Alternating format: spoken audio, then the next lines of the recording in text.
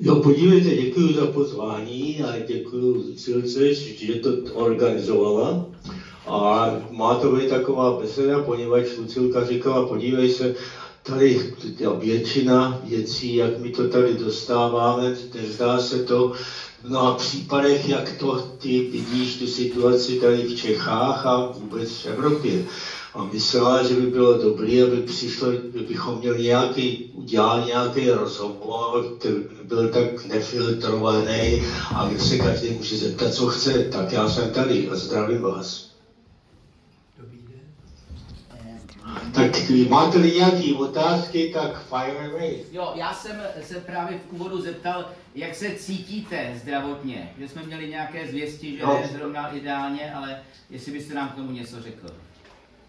Ale já zdravotně se cítím jako mě 92, tak uvidím, jak to ještě daleko. Já jsem byl k doktoru, že ten cíl je 100. Oni říkali, pracujeme na to, tak uvidíme, no.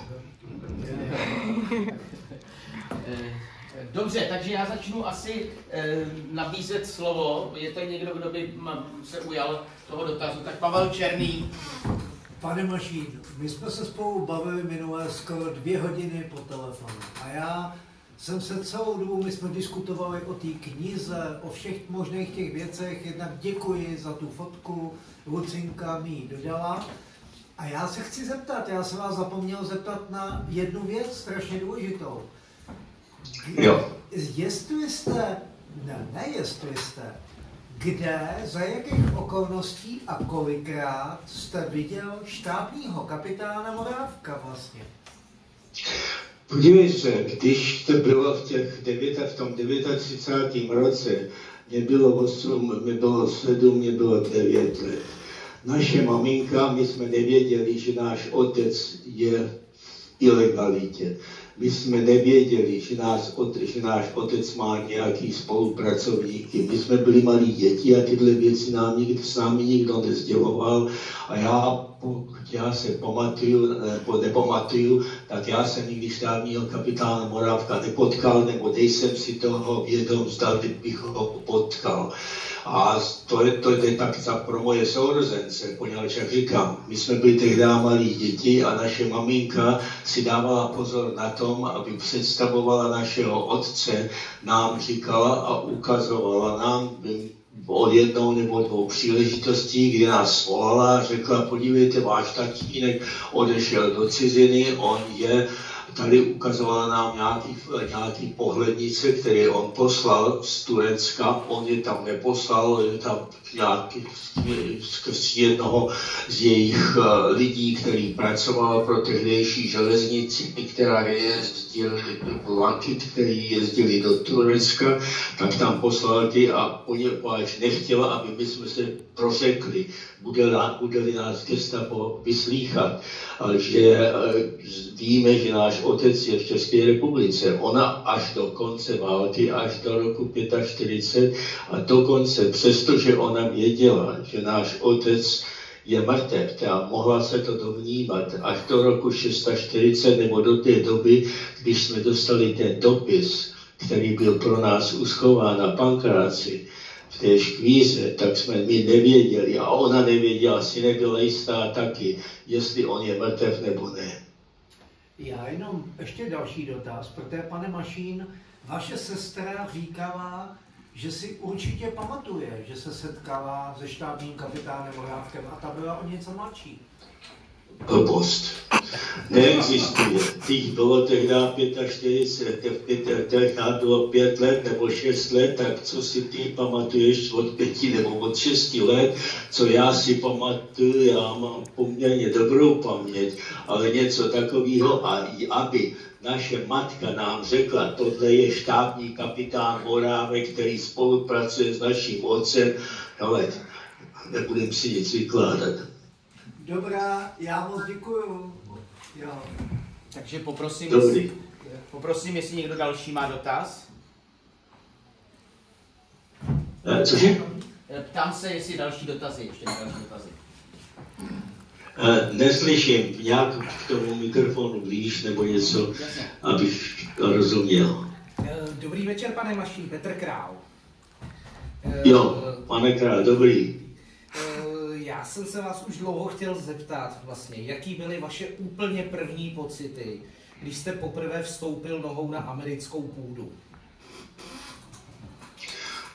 My jsme přijeli na lodi, to byl trup carrier, to se jmenoval General Butler.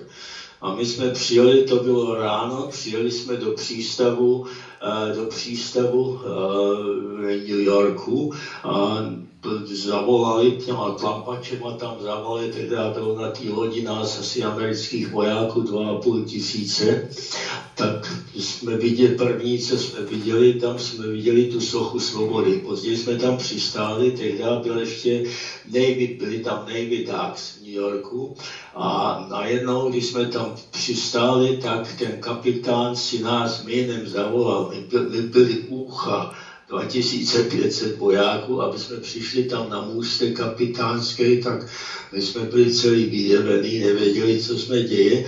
A on tam byl tehdy, ten se jmenoval Moynihan.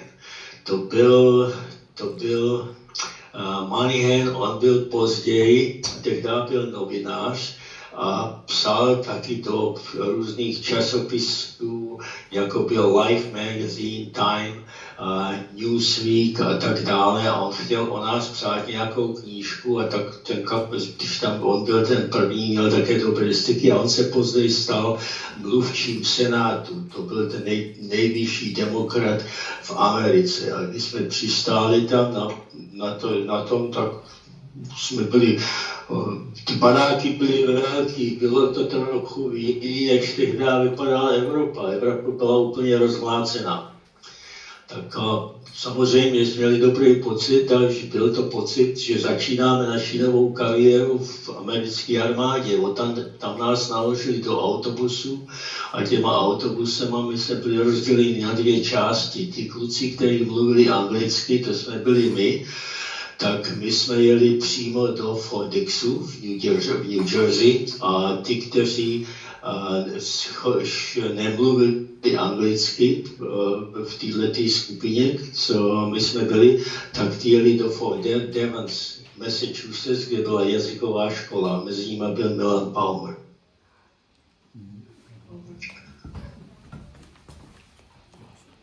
A pak budu mít druhý dotaz, o tom jsme si vlastně jenom krátce psali po mailu. Jak se vlastně díváte na profesora Vaňka, kdy vlastně, jak jsme si spolu psali, že nejdřív spolupracoval s odbojem, pravděpodobně i se 3 králem a s vaším otcem, pak posléze se z něj stal konfident, po převratu ve 48. estébák a vlastně pak jsem vyčetl z dobových dokumentů, když vlastně vám se povedl útěk na západ a probíhal vlastně tady soud se zbytkem vaší skupiny, čili se Švédou, Janatou, vaší maminkou a strejčkem, že vlastně Vaněk seděl jako, jak je to slovo, vlastně jako civilní soudce. Nebo tak, soudce z lidu. Počkej, Vaněk, o jakým Vaňku mluvíš? O generálovi Vaňkovi? Ne, o Ladislavu Vaňkovi, o Jindrovi. O Jindrovi Vaňkovi? Já si neznám, Jindra Vaněk mi nic neříká. Ne, Ladislav Vaněk, vedoucí odbojové skupiny Jindra. Neznám. Jindra, to taky slyším teďka poprvé. Děkuju. Nevím, co to bylo. Další dotaz. Co to mělo být za odbojovou skupinu? Odbojová skupina proti komunistům, nebo? Ne, to bylo za druhé světové války, hlavně protože hráli velkou roli na konci. Za druhé světové války, představte si, mně bylo 8 let. Když začalo druhá světová, v 39. roce, když bylo 7 let, tak si představ, když tobě bylo 7 let, nebo to tak, co si pamatuješ a jak s tebou lidi, kdo s tebou bude diskutovat ilegální činnost. Tady Jarda Čvančera. Slyšíš mě, Pepo? Slyším to, jo. Tak jenom k tomu Ladislavu Vaňkovi, to byl člověk, který byl zatčený na podzim 41 v Brně spolu s celou odbojovou skupinou a ta dopadla špatně. A on přistoupil na spolupráci s brněnským gestapem a brněnský gestapo ho vyslalo do Prahy. A tady se pohyboval ilegálně a úplně shodou náhod a štěstí se dostal mezi parašutisty a mezi sokoly a tak. Takže on, když byl sám v září 1942 zatčen, tak to proto, že pražská hlavní úřadovna gestapa nevěděla, že on už dávno spolupracuje s brněnskou úřadovnou. No takže on, na rozdíl od všech zatčených, všechno prozradil. Asi stylem, jo, ještě jsem si vzpomněl. Každýho, kdo ho ubytoval, tak prozradil. Takže on přečkal celou válku a po válce, hlavně po roce 45, ho lidi považovali za hrdinu, vyšla o něm i velká chvála v knize a po roce 48 se stal zase spolupracovníkem státní bezpečnosti a když byl proces s lidmi kolem vás, tak on byl soudce z lidu a navrhoval trest smrti. Já tyhle lidi vůbec neznám. A pokud se týče parašutistů a tak dále, podívej se, ono bylo tehdy za druhé světové války těch lidí, kteří se přihlásili k těm parašutistům k práci proti Němcům a tak dále, bylo asi 450. Ze těch 450 bylo jich asi 97 poslaných. To číslo si přesně nepamatuju, myslím, bylo 97, bylo poslaných do Československa, z těch 97, 15% spolupracovalo potom s gestapem. Tak ono nestačí být jenom vlastenec, a jenom ty, kteří nespolupracovali potom s gestapem, tak jejich stupeň práce nebo odboje byl rozhodně rozstupňovaný.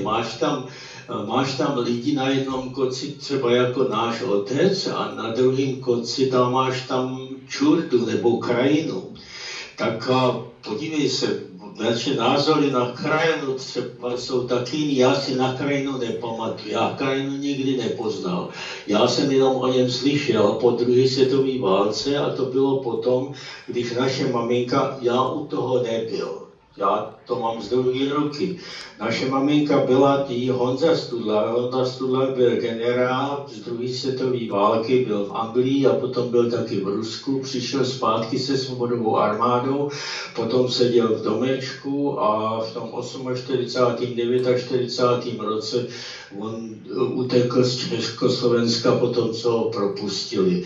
Tak to byl různý stupně toho odporu. A co já jsem slyšel, když jsem začal o tom Krajinovi mluvit, tak Krajina byla u výslechu jednoho gestapáka, který měl vypovídat o tom, že náš otec nežije, a tehdy on řekl, že teda chválil našeho otce, že on byl ten jako nejlepší, který ho potkal se svých protivníků, a ten nejhorší, že byl Krajina. Říkal, že bezcharakternějšího člověka on v životě nepoznal. To je to, co já o tom vím. No, s tím bych nesouhlasil. Tak to je jenom k těm různým stupním toho odboje. Já musím říct, že ten odboj v druhé světové válce, že tam bylo hodně lidí, poněvadž v takovém odboji člověk nemá, jako má dneska možnost, třeba máš tady v Americe, máš tady Special Forces, máš tady SEALs, máš tady Rangers a ty lidi projdou s určitým stupněm tréninku. a tam to se vyfiltruje hodně. A tehdy, když tam byla skupina našeho otce a Balabána a Morávek, tak oni ty možnosti neměli, ty lidi ty profiltrovat tímhletím. Tak hodně i těch parašutistů, ty parašutisti, co přišli do Československa, to bylo k dnešním poměrům se na to dívat, to bylo úplně nezodpovědný lidi s tak špatným výcvikem úplně zpět poslat do Československa. Já myslím taky, že ten Moravec, podívej se, když my jsme přišli, byli jsme u těch výslechů debriefing se tomu říká, když nás přivezli z Berlína do toho Erlangen, tak ten Roušer, to byl přítel naší maminky, tak on byl takový frankofil a tak dále trochu.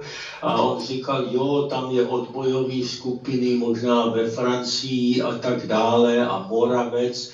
A tak nás oni nabádali při našem třeba posledním mítinku, který jsme měli před naším odchodem v Číněvsi, tak nám to říkali, aby jsme se na ně obratili a my, když jsme tam přišli, tak těm klukům od CIC, co nás vyslýchali tam, tak jsme říkali, že jo, aby nás seznámili s těma lidma, až bychom měli špatný představy o tom, my jsme mysleli, že je nějaký odboj. On žádný odboj nebyl. Ty kluci od CIC se tomu vysmáli, když jsme jim říkali, teda se uchechtávali tomu, když jsme říkali, že ten odboj tam ve Francii, že tam nějaký. Žádný odboj ve Francii nebyl, tam byli nějaký Češi s manželkama, kteří se scházeli v sobotu na Champs-Élysées nebo někde a tam Jitka pokaždý manželka udělala jiný koláč a tak tam požírali koláče každou sobotu a to byl ten jejich odboj. No. Tak tam žádný odboj neexistoval. My jsme mluvili o Moravcovi. V té době už Moravec byl někde v Americe, oni jedna tím mávli rukou a řekli, že nic není. Říkali, to pro vás nic není, pro vás bude Special Forces. Tohle bylo, jak náš odboj byl představován nám CIC. No, ve skutečnosti Moravec byl v Německu, že Moravec byl v Německu, kde právě organizoval protikomunistický odboj spolu s parašutistou Bogatajem a s dalšími a vysílali sem agenty, že chodce a podobně. Ano, někteří byli tam, byl tam Reichel a byli tam dobrý kluci, já o tom nic neříkám, ale o organizovaném odboji, a když my jsme se zmínili, já říkám, co se odehrálo, já jsem osobně zažil, tak oni se s pokrčením ramen o těch lidech zmínili a říkali, že, jako že to nic neznamená, že to pro nás bude nejlepší, když půjdeme ke Special Forces. Nás dali to trochu jiný krevní skupiny. Jestli bychom mohli bys nám krátce něco říct o působení u Special Forces, a já už toho nechám, ale jenom bych se ještě, abych to odlehčil, mohl bys nám říct, když jste byli v Americe, jestli jste taky měli čas poslouchat nějakou muziku a vidět nějaký dobrý americký filmy.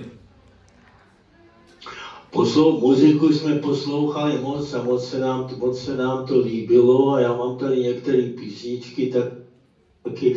Já byl vždycky country and western guy, tak to bylo, tohle jsem já vždycky rád poslouchal a poslouchám dodnes, to je moje muzika. A do filmu teda, já jsem nikdy nebyl pro filmy, já jsem moc do filmu, do bijáku nechodil. A my, když jsme byli na vojně to jsme byli ve Fort Braggu, jsme pak byli, můj bratr byl v 56. roce, půl roku byl z toho výcviku vyřazený, poněvadž on měl tu Hodgkin's disease, to byly ty následky toho, co bylo v Jáchymově. A tehdy samozřejmě člověk nerozeznával, nevěděl, co to je Hodgkin disease, tak když to potom v těch 60. letech konečně objevili a tehdy objevili chemoterapii a tak dále, předtím to neexistovalo, tak životní doba proto byla asi tehdy 5 let. Tehdy Radka byl nemocný při tom výcviku a on byl poslaný, půl roku strávil v nemocnici Walter Reed, což je ten nejlepší americká vojenská nemocnice ve Washingtonu.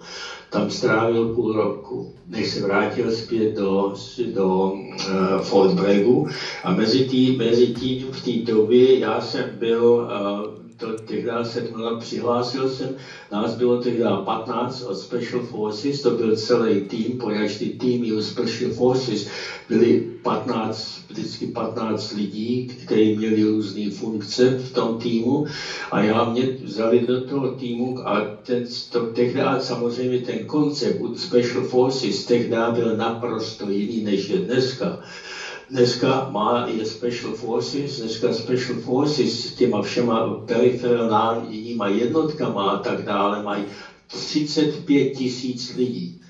Tehdy bylo 1600 lidí, všude bylo. To byly 2 jednotky, jedna byla Special 77, kde jsme byli my ve Fort Braggu a než my jsme přišli do toho Fort Braggu, tak ta jednotka byla rozdělená na 2 a byla tak 10.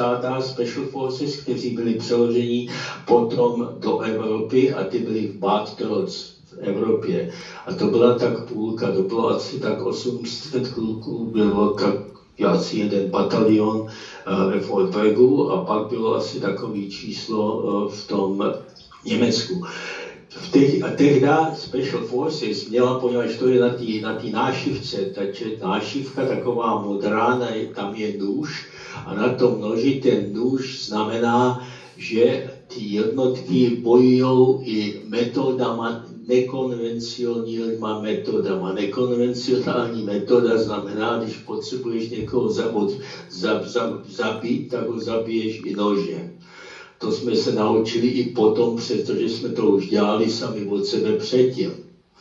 A ty 3 blesky znamenají, to bylo ze vzduchu, na zemi a na vodě. A tehdy neexistovaly ještě SEALs. SEALs byly založený teprve 1962. Ten koncept je úplně jiný. Dneska SEALs mají asi 8300 lidí, jednotky, ale skutečně je to 9 týmů a v těch 9 týmů celkově má dneska takový jenom 16, to je ten Core Special Forces, tam existují 3 stupně toho výcviku a ten nejvyšší stupeň toho výcviku, zrovna tak jako i dneska u Special Forces, ten nejvyšší stupeň výcviku Special Forces je pak takzvaná Delta Force, ty jsou pak přidělený k tomu Central Command na Floridě a ty SEALs, to je u Navy a to je jedna půlka těch SEALs, těch je taky asi jenom toho core, těch SEALs je taky asi jenom dneska 1600. Tak ty SEALs dneska přebrali víc tu roli toho, co mělo tehdy dělat Special Forces. Pepo, co říkáš? Ještě něco? Až poslední otázku. Co říkáš tomu, že Fort Bragg byl přejmenován na Fort Liberty? To je naprostá hrůza a já doufám, když je Donald, on to slíbil, že až se dostane k tomu, až dostane se k prezidentství, že to změní, že tato měna opět změní. To, co udělali, tohle jsou ty lidi, to máte dnešní ministr obrany, který se jmenuje Lloyd Austin. Lloyd Austin je černoch, který má 4 hvězdičky, který by nikdy nedostal, kdyby nebyl černoch. Jeho minulost, podívejte se na jeho minulost, on byl šéfem Central Command.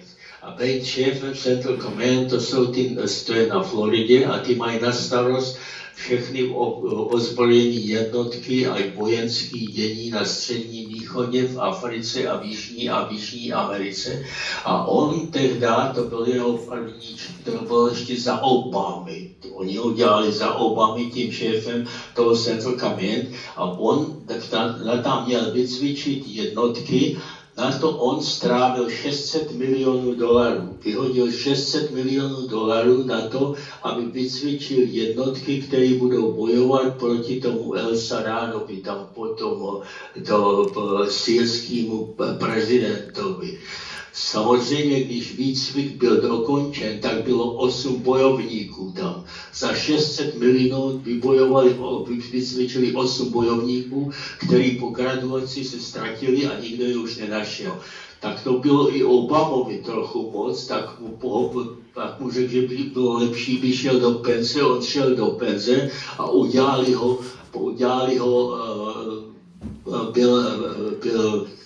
byl lobbyistou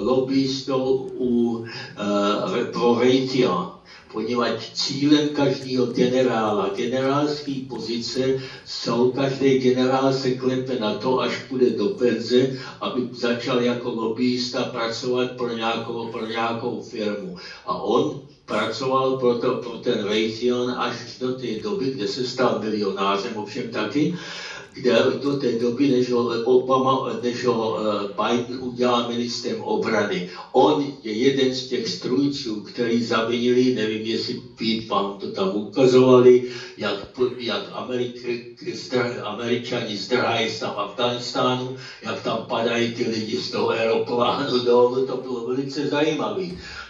On byl strůjce toho a Miley, další výlupek, Miley, která vaše ministryně tam jezdila k něm Miley, který by byl v každém pořádný zemi, by měl stát u zdi a měl by být popravený, prosím. Byl Joint Chief of Staff. Proč?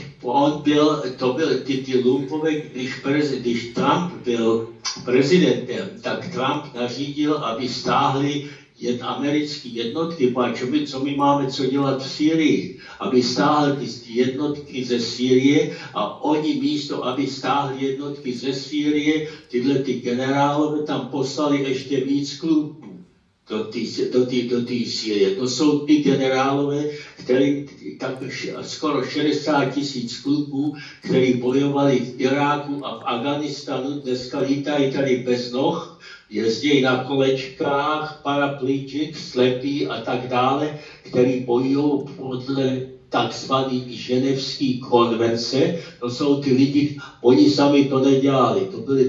To byl on, Miley a tak dále. A Miley dále, když Trump, to bylo začátkem, to bylo 1920 před těma volbama, 2020 před těma volbama, on zavolal svý protěžek v Číně a čínskému protěžku řekl, bude-li Amerika kdykoliv proti Číně dělat preventivní útok, chystat preventivní útok, ty budeš první, který se to dozví. Dovolíte si to představit, co to znamená? Když tohle řekne americký generál, šéf vojenských zpravodajských složek svýmu nepříteli a on se tím ještě chlubil. Tenhle lup se tím ještě chlubil. Tak tyhle ty zmetkové, to byl Biden, to byl Austin a to byl Miley, udělali Afganistán. To bylo ta nejhorší, co se kdy mohlo stát. A teď k tomuhle se přihlásila teďka i Harrisová řekla, že ona byla ten poslední člověk, který opustil tu místnost, v kterým se vyjednávalo o evakuaci Pakistánu. Tak tohle je ta banda, která dneska tady je v Americe ve velení a která vede válku a chce organizovat válku v Gaze a na Ukrajině. Děkuju. Dále. Takže další dotaz. Jestli se někdo zeptal. Já teda zkusím... Já nevím, já bych chtěl vaši mít, máme tady, máme town hall meeting, to je, jak se to říká, besedu. Tak já chci taky vaši reakci. Slyšíte o tom někdy u vás z novin nebo já si myslím, a mluvím za všechny, že jsme ten Afghánistán tady sledovali relativně dostatečnou informovaností a samozřejmě měli jsme z toho podobný dojmy, že to je katastrofa pro Ameriku, to byla obrovská potupa a my jsme to takhle aspoň tady vnímali a celkem naše noviny o tom takhle i relativně hovořili. Samozřejmě ne, ty vládní, ty hovoří vždycky jinak. Já jsem se chtěl zeptat, když už jsme takhle namázali na ty Čechy, jestli sledujete naši politickou situaci a co na ní říkáte, to znamená na to, jakého máme prezidenta, jakou máme vládu, jak tady dopadají volby, jestli byste mohl pohovořit. No, já nejsem happy. Já vždycky dostávám otázku, zda bych se vrátil zpět do Čech. Já bych se tam nevrátil. Když my jsme odešli, my jsme se chtěli vrátit do svobodného Československa. Podívejte, vy jste si měli jste prvního prezidenta, kterýho si zvolili komunisti sami. Byl to alkoholik, oni věděli velice dobře, proč oni si ho zvolili. A on reprezentuje, vy se tam, Češi jsou na ní hrdí, že jak můžou, jmenuje se tam letiště a já nevím, všechno po Havlovi, jsou na ní pišní. Já nevím, jestli tam před letištěm je taky Havlův obrázek, jak tam stojí s Madelenou Albrightovou s pochcanýma kalhotama, ožralej, že to je, a jak reprezentuje Československou republiku, jestli ten obrázek, jestli ty fotografie máte tam, asi ne. Ale poněvadž Češi jsou na něj plní. Podívejte, další, kdo tam přišel, byl Klaus. Ačkoliv dneska, já musím z mnoha výroky Klausem, například co se jeho týká hospodářské situace Evropské unie, naprosto souhlasím. Naprosto s ním v tomto smyslu souhlasím, přestože on je jedním z těch strůdců, který rozbil Československou republiku. Podívejte, Československá republika byla rozbitá jím a Husákem. Já nevěřím tomu, že Češi a Slováci, že došlo-li by k plebiscitu, že by podle toho, co lidi, které já znám, Slováky, já znám hodně Slováků, já znám Slováky, s kterými jsem byl Special Forces a tak dále. My jsme vždycky se cítili jako Čechoslováci. Oni Československou republiku rozbili. To byl Klaus. A podívejte, kdo byl Zeman, kdo je Pavel. Dneska říkáte, podívejte, Putin přijde na hranice, co se s náma tady stane, bude na slovenské hranici. Podívejte, veme vám svobodu, vy svobodu nemáte. Než vy něco tam uděláte, tak musíte jít a ptát se v Bruselu, co vám Brusel řekne. Podívejte, dneska Čechy, česká země je tím, co podívejte, v prvních legiích bylo to 5500 legionářů, kteří padli za svobodný Československo po 300 letech. Bylo jich 5500. Ty se musí dneska obracet v hrobě, když vidějí, kde dneska Česká republika, Čechy jenom samotní jsou. Rozbitá Československá republika, 5500 kluků tam zemřelo. Druhá světová válka, ty kluci nešli bojovat nebyli tam bojovat za rozpolcený Československo a za to, co je dneska. Vy jste dneska tam vazalové v Bruselu. Češi jsou šťastní, že oni mají tam, máte Schengen. Hele, Schengen, všichni se klepou tam, oni můžou do Chorvatska, oni můžou jezdit lyžovat a oni do té Itálie jedou a to, oni jsou všichni šťastní. Hele, tohle to všechno je možné. Naše spisy, je to několik tisíc stránek spisů, když naše výslechy STB, my už tehdy, můj bratr a já, my jsme byli proto, aby byla Evropská unie. Jenomže Evropskou unii jsme si představovali tak, že by to byla hospodářská unie. Byla-li by hospodářská unie, tomu Schengenu by nic nebránilo. To by mohla existovat. Žádný problém. Ta Evropská unie začala kdysi v Luxemburgu a tak dále už dávno předtím, než se to vyvinulo do té situace, jaká je dneska. Byla vytvořená proto, aby držela Němce na úzdě. Koukej, dneska Němci a Francouzové kontrolují to. Vy tam nemáte naprosto co říct. Naprosto tam nemáte co říct. Dneska koukejte, vy tam máte ty přistěhovalci a tak dále. Dneska to je i celý svět. Amerika tam jde tím samým směrem, jako je Československo, jako jdou Češi.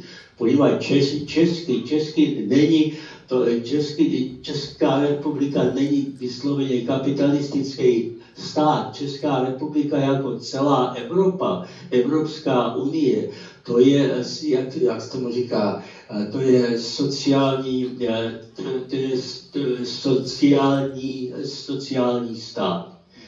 Podívej se, Česká republika nemá ústavu. Oni nemají ústavu. Ústava je ta ústava, co měli komunisti. Oni máte tam kontinuitu zákonů. Podívejte, co se odehrálo. Váš prezident Havel. Příklad. On, který byl jeden těch prvních, který tam zničil tu republiku Československo. To je pro mě to je naprostá hrůza.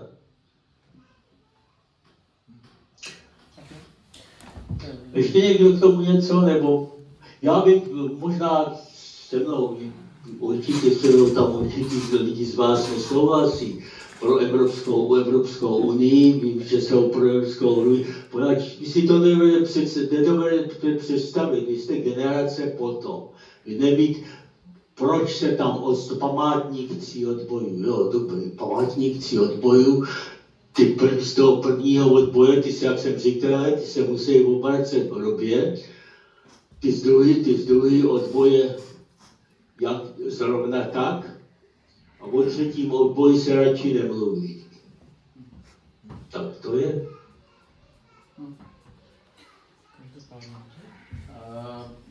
Ještě někdo něco k tomu musím říct, nebo... Jako doplňující dotaz ohledně tohoto vnímání politiky u nás, do jaké míry vnímáte ten současný příklon jak v Německu, tak i v Rakousku, dneska jsou volby v Rakousku, že jo, ve Francii, jak se tam mění ta politická reprezentace. Ona se bude měnit brzo i u nás, jestli k lepšímu ví Bůh, ale měnit se bude, protože samozřejmě ta ekonomika evropská je v čudu a lidi se budou prostě bouřit, budou mít problémy. Jak vy to vnímáte, jak to dopadne tohleto? Jak to dopadne, podívejte se, od těch římských časů a tak dále, se to vždycky tak bylo, vždycky to šlo nahoru a demokracie a tak dále, tohle to není první krok k demokracii a demokracie není řízená ústavou, jako je v Americe, a Amerika je ta jediná zem na světě, která měla ústavu, která dnešní společnost, tyhle ty oligarchové americký a tak dále a tak demokrati se snaží změnit tu ústavu. Oni říkají, že ústava nemá být statická, jaká je. Ty kluci, co napsali tu ústavu Ameriky, to byli hrozně chytrý kluci a předvídali, co může být. A něco takového krásného, jako je ta ústava, neexistuje nikde jinde. Poněvadž demokracie, když dosáhne svého zenitu, tak se změní, poněvadž každý hlas se počítá, se změní v diktaturu proletariátu. A to se stalo v Evropě. Podívejte těch lidí, kteří dostávají něco. A jo, my máme zdravotní pojištění, tady nic nestojí, to nic nestojí. Hele, všechno něco stojí. A aby se to mohlo zaplatit, se to musí někomu ukrást ve formě daní. A tohleto, když to dosáhne svého zenitu, tak se to stane k diktaturu proletariátu a když už tady nikdo nebude, komu se to může krást, jako se to stává dneska už v Německu, podívejte se, německá ekonomie a všechno. Podívejte, válka v Ukrajině začala před 2,5 rokama. Německo ten rok bude mít přímý GDP přírůstek 0,2%. 0,2%. Kolik myslíte, že má Rusko? 3,2% tenhle rok. 3,2%. Přestože oni vedou válku proti tomu, poněvadž těch lidí, kteří chtějí pracovat v Německu, podívejte, my máme firmy v Německu. Já žil 18 let v Německu. Moje manželka je Němka. Mí sestře se to nelíbí, že je moje manželka Němka. Ona s ním, podívej, ale moje manželka je válečná kořist. To je část reparací proti Německu. A tehdy bylo, kolik bylo, když narodila na 1939, tak ve straně ještě nebyla a neučila tu nacistickou politiku na žádné škole taky. No, tak, a jak říkám, americký vojáci po následujících tradicí indiánů, poněvadž indiáni, když potřebovali nový ženy, tak napadli ten vedlejší kmen a přinesli si tam ty manželky, tak ty nejlepší holky sebrali v Německu a přitáhli je po druhé světové válce do Ameriky. Tak to je moje manželka. Jo, o čem jsme to mluvili? No, o té budoucím vývoji politickým v Evropě,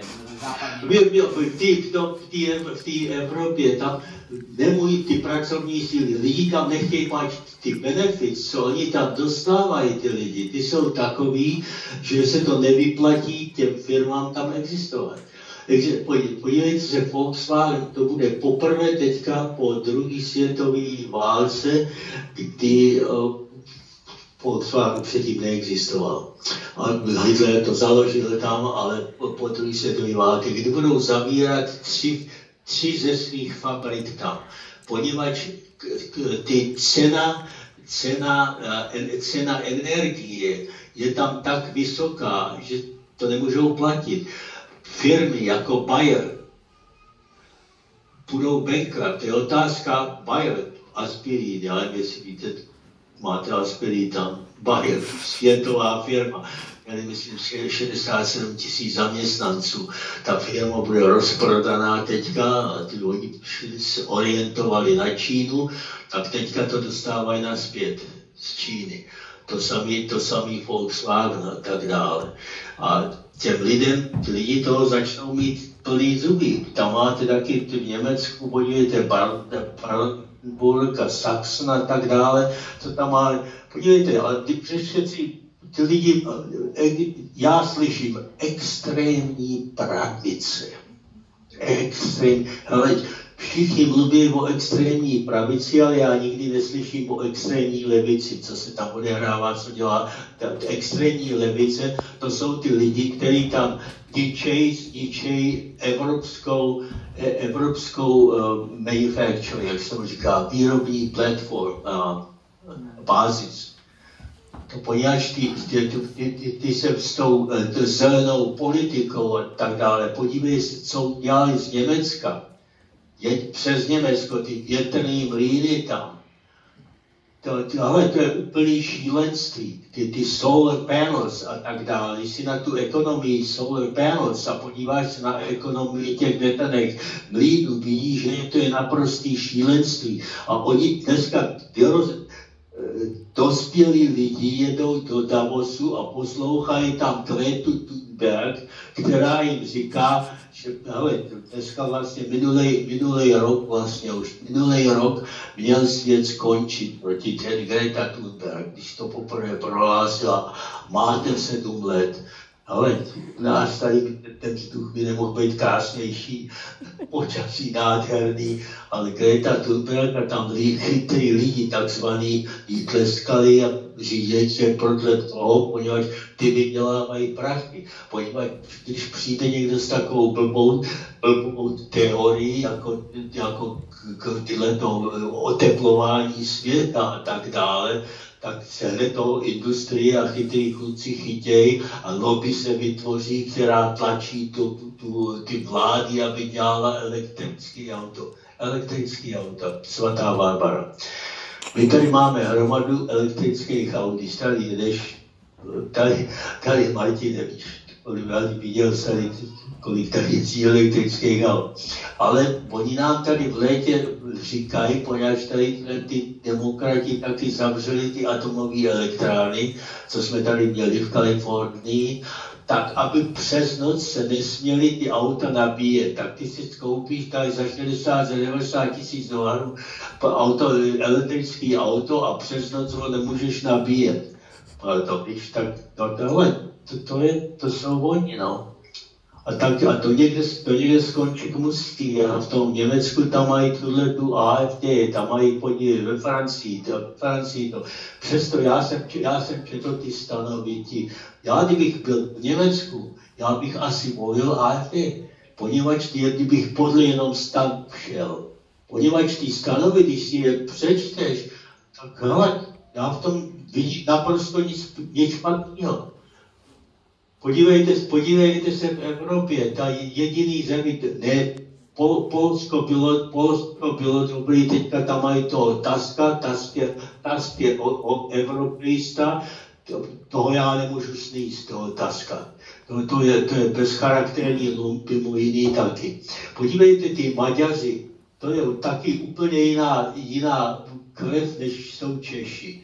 V tom 57. roce Maďaři, tam 35 tisíc Maďařů na to zařvalo tam, když tam přišli bolševici do toho Maďarska. Ten Malátr, ten plukovník, to tam byl, ty bojovali. Když přišli bolševici s Varšavským plastkem do Prahy, tak Češi šli zapalovat svíčky. Tak to je ten rozdíl mezi váma a třeba Maďarama. A mezi váma a já doufám, že se v České republice někdo najde, nějaká charismatická osoba, která bude hodná toho být sledována a že vás tohoto marastu, do kterého ty předchozí vlády vás přivedly a v který i tahle vláda vás drží, dostane, přestože proti těm smlouvám, Lisabonská smlouva, jestli vás to někdo čet, nebo tak, já jsem si udělal tu, jak se říká český Mühe, jak se říká Martine Mühe, námahu. Já jsem si tyhle věci přečet, víš, a tam lidi nic nečtou, vy posloucháte Primu, co je CNN, a počte tam ty noviny a tam posloucháte Lukeše, to je nějaký Lukeš, on je v Americe, jo? On je profesor a on tam přednáší na univerzitě a on je amerikologista a on to musí vědět, ale to je chlap, který načuchlej študoval na Karlově univerzitě a já jako všichni, většina těch Čechů po 60. roce, neříkám všichni, ale většina, kteří přišli do Ameriky, tak to jsou zlatokopové. Oni se přišli za lepší, oni chtěli mít lepší život, Podívej, když my jsme se přišli mít lepší život, my jsme se chtěli vrátit zpět do Československa, svobodnýho, podívejte, tehdy nás, my jsme mysleli, že to něco budeme, mysleli, jo, že tam lidi tehdy za to bojí, jenomže potom v 80. jsme zjistili, že tam nikdo nebyl, že tam žádný všechny ty odbojové skupiny, každá měla první něco věc, tak si dali jméno, tak to byl Černý lev a já nevím, co všechno to bylo, víš.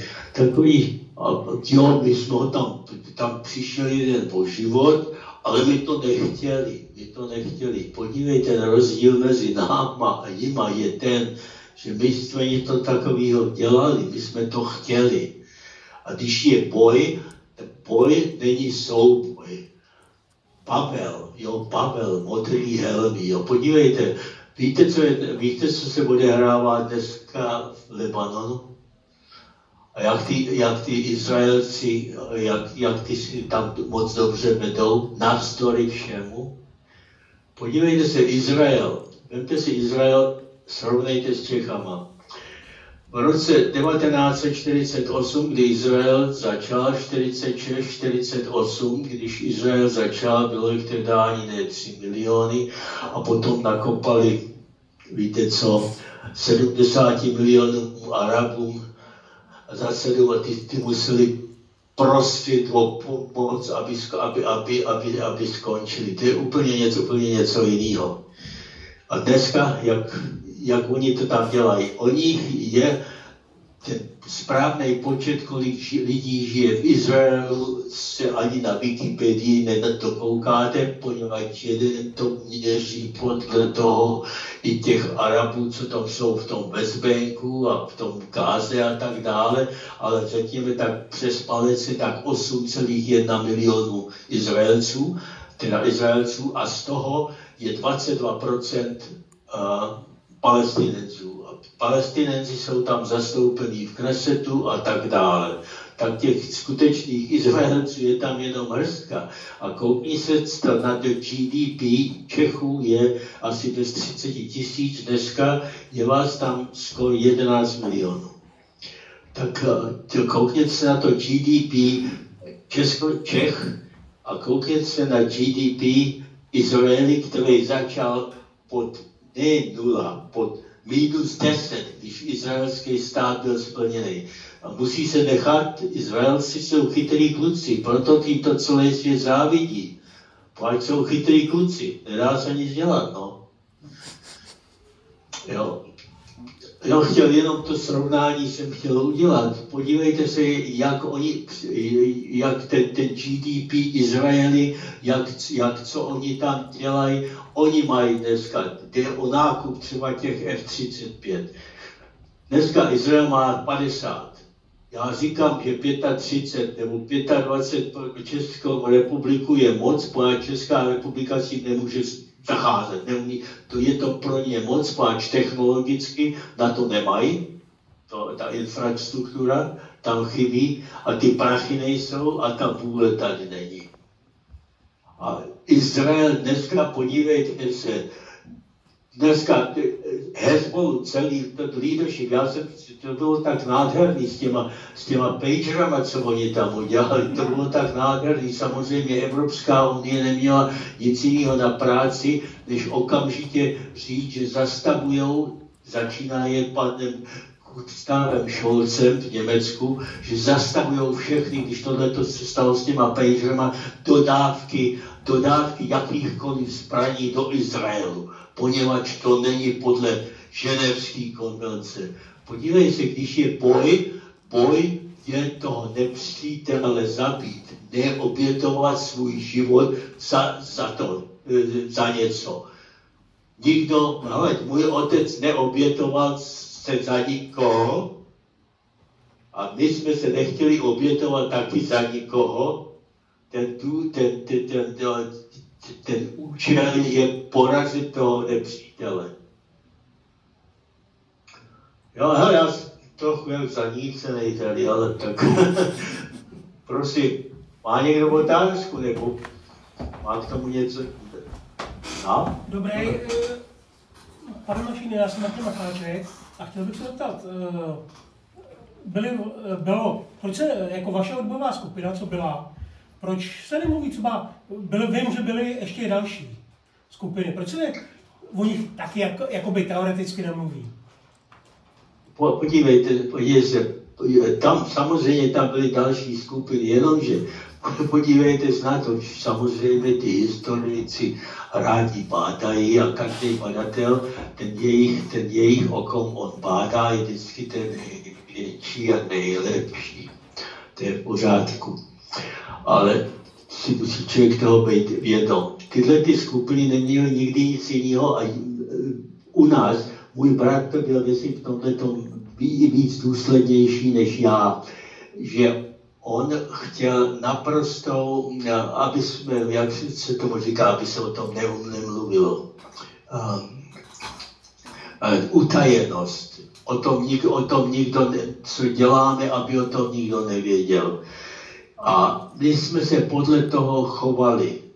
I v naší skupině nevěděli všichni o všech akcích, které jsme připravovali nebo kterými jsme dělali. A naše skupina, co my jsme dělali, my jsme byli ty jediní. Já můžu říct třeba, i když máš peníze, my jsme potřebovali peníze tam, samozřejmě nemůžeš se pohybovat. Já jsem byl ten jediný v naší skupině, který měl fušku tenkrát, jsem dělal těch státních lesů, jsem tam dělal řidiče, vozil jsem tam ty stromy z lesa v Jeseníku a vydělal jsem dobrý prachy a já krmil Vaška Švědu a jeho rodinu a jezdil se někam, to byly prachy, které jsem viděl. Dělat jsem to většině nemohl taky. A o ničem takovém jsme nemluvili. Já jsem byl tam v takové situaci, což samozřejmě pan Pavel by neschvaloval, páč to nebyla ženevská konvence nebo co, ale já jsem byl neozbrojený, já jsem byl 6 metrů vzdálený od kluka, chlap, který měl nabitou pistoli a já jsem ho neozbrojený odzbrojil a zastřelil jsem ho tam. Zastřelil jsem ho z jeho prsty na té spoušti. A až jsem byl na to dobře připravený, já s tím neměl žádný problém. Další věc byla Čelákovice. Můj bratr mě my jsme měli jaký takovou kompetici, poněvadž můj bratr řekl, budeme mít bodovej jak se mu říká, bodový systém. Za odprázku tého komouši jsou 2 body a za účastí na akci 1 bod a tak dále. A potom po Čelákovicích já jsem prý přišel, já jsem si na to dobře už nepamatoval, Rádka mi to vždycky připomínal a on říkal, já jsem mu říkal, hele, tě vedu na body.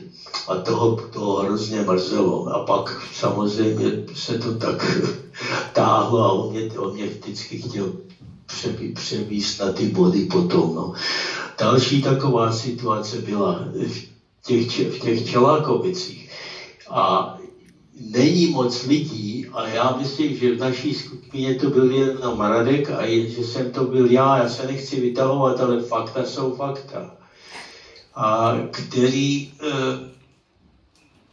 na to byli. Kdybychom bývali věděli, že jak se kdo bude chovat, tak dneska s dnešníma znalostma a po Special Forces bych věděl, že ty, kdo nedojdou, bych to mohl přetříct, poněvadž jeden z nás 2 dny po tom, co jsme vyšli, mě lidi říkají, hele, vzal bys nás, kdybyste někde šli, vzal bys nás sebou, já nevím, možná, že jo, ale jeden, který byl z nás, tak vždycky chtěl dělat nejvíc akcí, byl Zbyněk Janata. 2 dny potom, co jsme vyrazili, se jeho attitude, jak se tomu říká, jeho postavení změnilo, protože hele, když nespíš a když prší, když padá sníh, ten svět vypadá jinak, víš. A 4 dny potom to bylo, přišel další k tomu. A skončilo to nakonec, jak to skončilo a muselo to tak skončit s mýma dnešníma znalostma. Tyhle znalosti neměl můj otec a tyhle znalosti jsme neměli my a v těch skupinách to je těžký v odbojových skupinách něco takového předem připravit, protože nemůžeš tě protáhnout ty lidi takovým výcvikem. Všechny ostatní skupiny, bez výjimky, buď byli v ním kecali,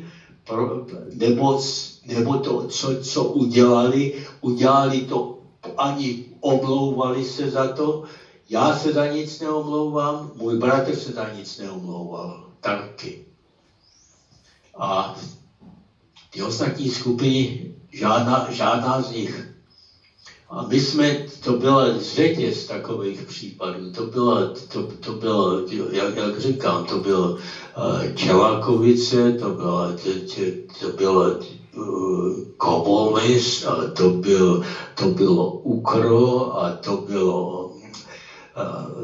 byl Valdov, a to byl Málov, a to byl řetěz takových věcí. A já challenge, jak se mi vyzývám, kohokoliv říct mi jednoho, který je jedna z takových příležitostí, kde se lidi podobným způsobem zachovali a dostali se z toho. Neexistuje. Ještě mám jednu takovou osobní otázku. Když jste byl na výcviku ve Fort Braggu, setkal jste se tam jakoby s indiánama? Cože? Jestli jste se setkal ve Fort Braggu při výcviku s indiánama? Jestli při výcviku? Jste se setkal s indiánama? Který cvičili, nebo školitelé, instruktory, co byli indiáni? Já neslyším dobře. Jestli... Může mi to někdy... Jestli jste se při výcviku ve Fort Braggu setkal s indiánama, tedy Native Americans? Setkal jsem se s indiánama, ty byli tehda, dnes Severní Karolína je nádherný stát.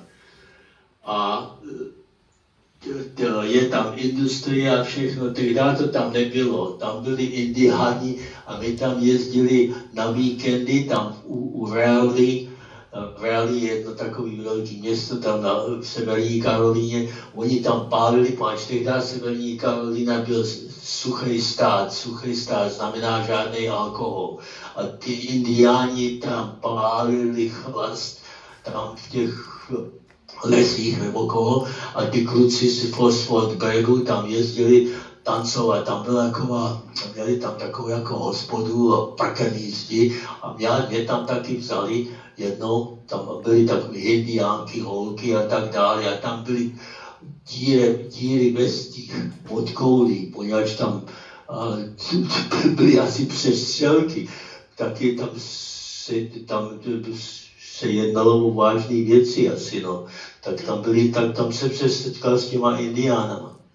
A my jsme měli u Special Forces jsme měli v jednotce byl jeden kluk ze Samoy, to není Indián Samoa, to byla jedna z amerických tam ostrovů v Pacifiku, ze Samoy tam byl, jo, tak to bylo tak asi, no. Ale jinak těch moc Indiánů, no, ty se bavili vždycky tam, jak říkám, pálením chlastů a podobné věci. Dneska je to tady u svatý Bárbary taky, tady u svatý Bárbary asi 27 indiánů a mají tady rezervaci a poněvadž indiáni jsou samostatný stát tady vevnitř Ameriky, tak oni tady můžou mít hernu, tak si tady postavili takovou hernu, kde jiný takový herny v Kalifornii jsou zakázaný, tak oni z toho žijou. Samozřejmě oni tam nepracujou, oni jenom ty prachy z toho kasírujou, je jich asi 27 z těch Indián. Ještě něco?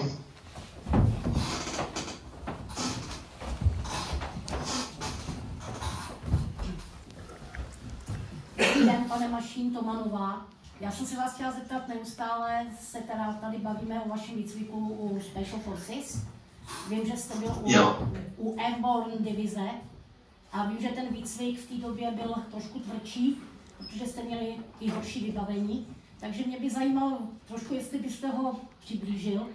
I ten nekonvenční způsob boje, například teda výcvik boje s nožem. A jestliže teda jste byl u Airborne divize, jestli máte nějaké seskoky padákem? Jo, já mám asi 27 nebo 28 seskoků, většina těch seskoků v noci a většina jich byla free fall. To znamená na... Poněvadž seskok je to nejmenší. Seskok je jenom způsob, jak se dostat co nejrychleji k tomu boji, do toho boje. Poněvadž normální Airborne divize, Airborne pěchota se skakuje z takových ze 300 metrů výšky. Poněvadž ta doba, jak ten padák se automaticky otevře a než spadneš na zem, musí být co nejkratší, poněvadž ty obránci na zemi mají mezi tím možnost střílet po těch klukách, co tam vysejí na tom padáku. A když děláš ten free fall, tak to skáčeš, to je úplně jiný smysl toho, to skáčeš tak, aby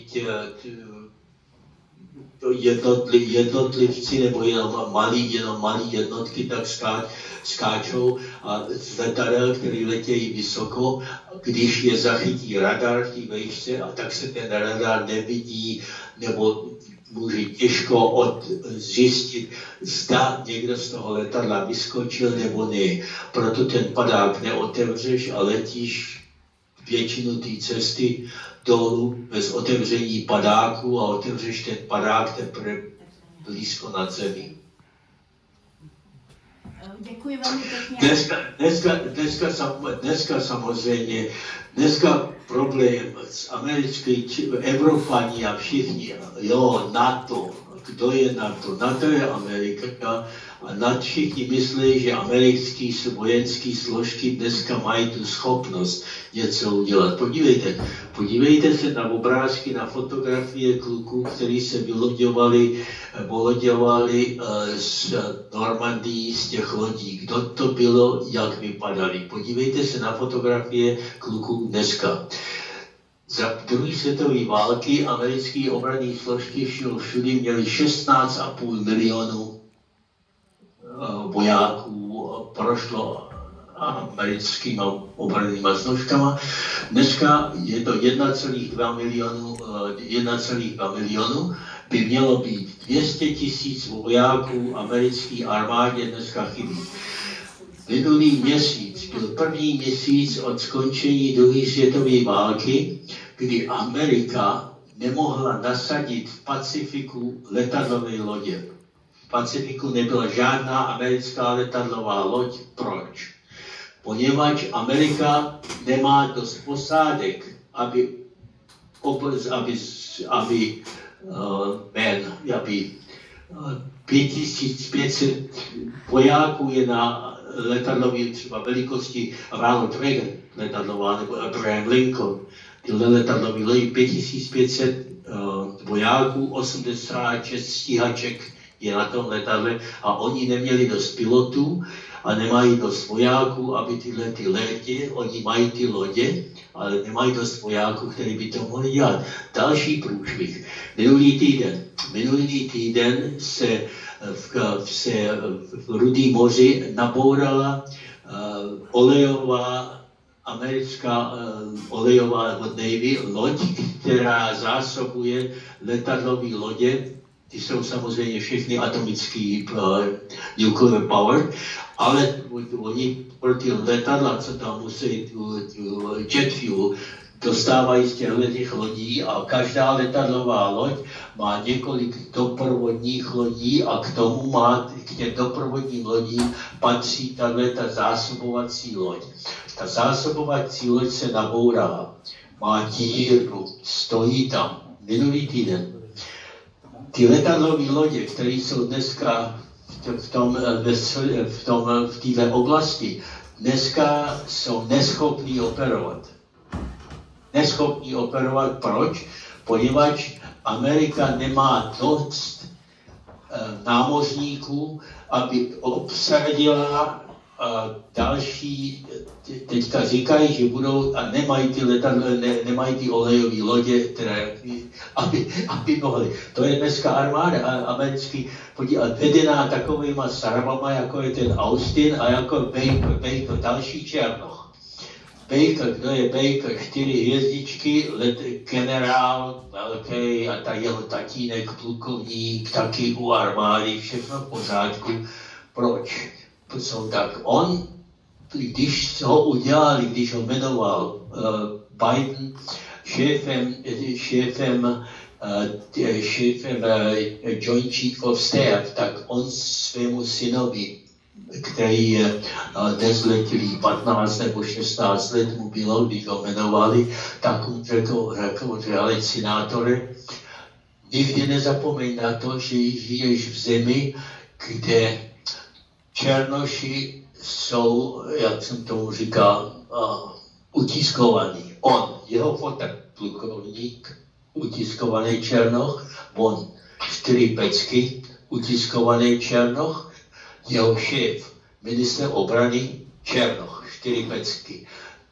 Oni to jsou ty lidi, kteří zavádějí v amerických obranných složkách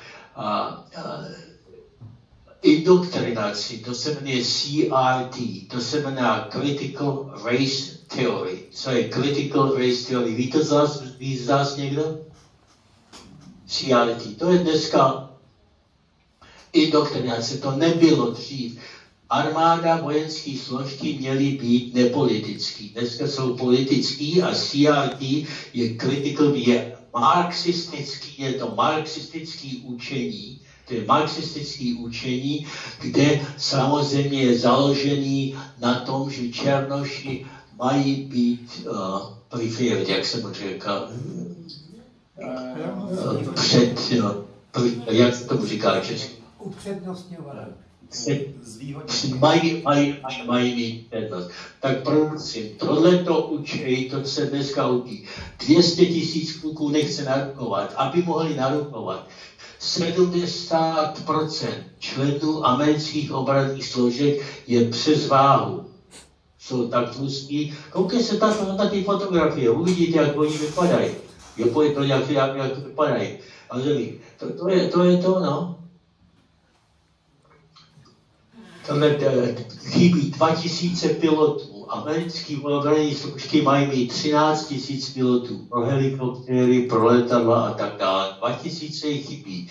Ten Baker, ten vydal rozkaz. To přišlo před 14, to vám tam neříkají samozřejmě. Na CNN vám to určitě neukážou. Tam na to přišli, že přišli taky whistleblower. Taky přišli na to, že vydal rozkaz, že aby u letectva, že je velký nepoměrný počet bílých důstojníků, že musí srazit počet bílých důstojníků. Podívejte, tohle je to, podívejte, ten Austin, Baker, Miley, další, nejenom, že Austin, co udělal ten průšvih tam v té Sýrii. Další věc, to byl ten Afganistán, a další věc, zásobujou Hamas z Cypru. Ten Austin vytvořil umělej přístav, aby mohli dodávat životní potřeby těm Hamasům tam, jenomže ten přístav za 300 milionů ho postavili a za 3 dny se potopil. No, tak to je člověk, který chce říct těm Izraelům, jak víc tam tu válku. Podívejte, co se odehrává v Izraelu. Izrael je schopný se sám chránit, jenomže potřebují munici a tak dále. Všechno mít nemůžou. Oni jsou dobře připravení, ale všechno nemůžou. Biden 7 různých druhů zbraní zakázal dodávek Izraeli. A jedny z nich jsou taky tyhle ty blockbuster bombs, jsou ty blockbuster bombs, kterýma teďka zrovna tam ty předevčírem podělali toho Hezbollah a ten celý jeho štáb tam v tom Bejrutu. Teď si aspoň na natáhu si od nich nedá nic říct. Podívejte se, to je taky, ty Izraelci ty mají těžkou situaci, pomáš tam mají takovou bandu taky v té zemi, 22% Palestinenců v Knesetu a mají tam taky písníky takový, mají tam rodiny těch rukojmí. Oni ani nevědí, kolik těch rukojmí tam ještě mají živý. Teďka před 3 nedělema 6 těch rukojmí, když viděli, že ty izraelský special forces se jich tam blížej, tak oni je ještě popravili tam, zastřelili je.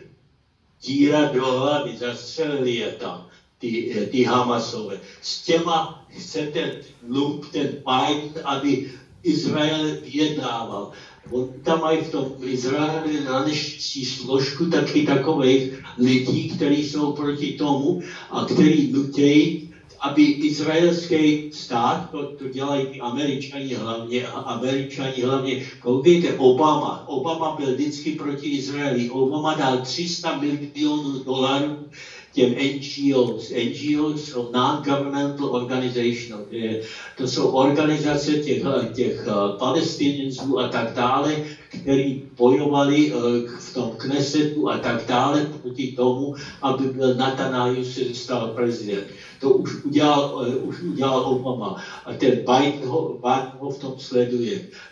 Ta potvora, ta Harrisová, ta není o moc lepší. Tyhle ty všechny věci vám tam nikdo neříká. To je ten problém. Nebo slyšeli jste o tom někdy něco? Slyšeli jste o tom úplným mostu, jak ho tam ten Austin a jako oni tam Hamas, oni jdou podporovat Hamas, teroristická organizace. To je naprostá hrůza. Co ty tam udělali? Ty Palestinci, to vám tam taky nikdo neukáže. Viděli jste ty svědectví, nebo viděli jste to, co tam udělali, když tam vtrhli toho 7. oktobra, co je to, 7. října minulého roku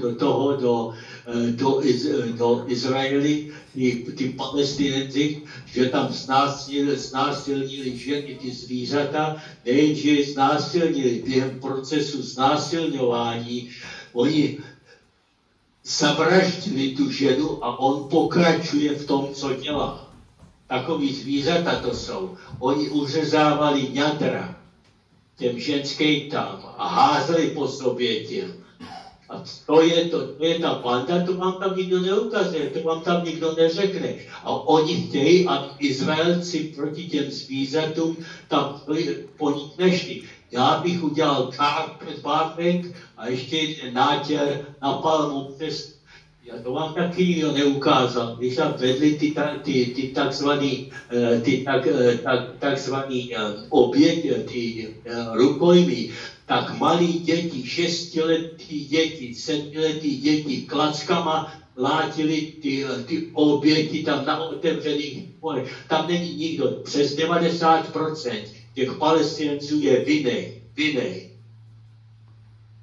Proti nim nasadit naprosto všechno a proto, aby Izraelci se zavděčili těm zhovadilým generálům americkým, Austinovi a týhletý bandě, tak oni dělají tyhlety podle ženevských konvencí. Tam kvůli 40 rukojmím, tam kolik myslíte, že padlo tam, aby bojovali podle ženevských konvencí, kolik myslíš, že tam padlo izraelských vojáků do dneska?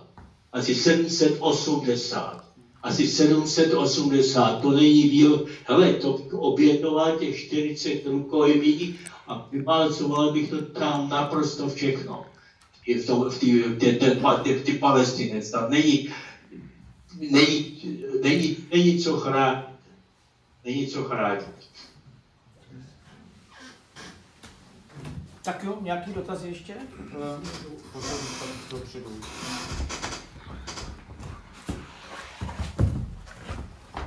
Já tě zdravím, Pepíku, tady Martin. Zdravím, Martin. Já mám takový dotaz trochu z jiného soudku. Jestli si vzpomeneš, když si po roce 89 poprvé přijel do toho Německa, jak dlouho ti trvalo najít ten dům ve Valdově, ty rodiny Grunertových? To mě trvalo několik let. To bylo až do té doby. Já jsem byl poprvé v tom východním Německu, ještě když tam byli Rusové. V 1990. Tam byly ještě nebylo, to bylo před tím sjednocením.